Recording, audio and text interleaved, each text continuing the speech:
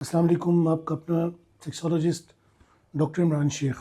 तकरीबन कोई 95 से मैं प्रैक्टिस कर रहा हूँ। एक चीज़ आज तक कंटिन्यूसली लाइन लगी हुई होती है मेरे पास। हर आने वाले 10 लोगों में से 6 लोग इस चक्कर में होते हैं कि सर हमारा नफ्स का साइज़ कैसे बड़ा होगा। एक बात को गौर से आप समझें, अगर नफ्स का साइज़ मेडिसिन के ज़रिए बड़ा किया जा सकता होता, सर्जरी के ज़रिए बड़ा किया जा सकता होता, तो फिर नाक भी बड़ी की जा सकती, कान भी बड़े किए जा सकते, आंखें भी बड़ी की जा सकती। दुनिया में कोई भी मेडिसिन ऐसी नहीं है जो नफ्स को बड़ा करती हो।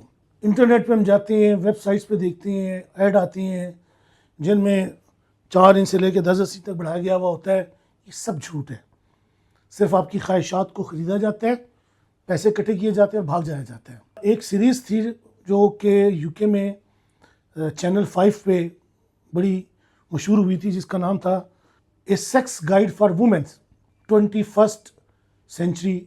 और उसमें पूरी क्रीम तमाम चीज़ों की एक इसके ऊपर रिसर्च पेपर की तरह पेश किया गया, उसको टाइम लिया गया और आखिर में वाहिद एक चीज़ जिसको हम नेगेटिव वैक्यूम डिवाइस कहते हैं, जो आपकी इरेक्शन को भी बेहतर करती है, उसका रिज़ल्ट 1/2 इंच तक मिला कि उसके ज़रिए आप 1/2 इंच तक बढ़ा सकते हैं अपने नफ्स के साइज़ को।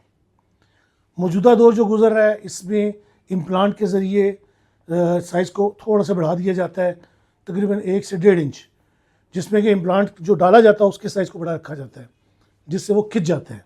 उसके बाद जो तीसरा ऑप्शन हम लोगों के पास होता है वो भी सर्जरी में आता है, जिसमें आपका जो पिवक एरिया है नफ्स के साथ, वो जगह जहाँ पे बाल होते हैं, वहाँ से चर्बी को निकाल दिया जाता है और स्किन को ज़रा नीचे कर दिया जाता है।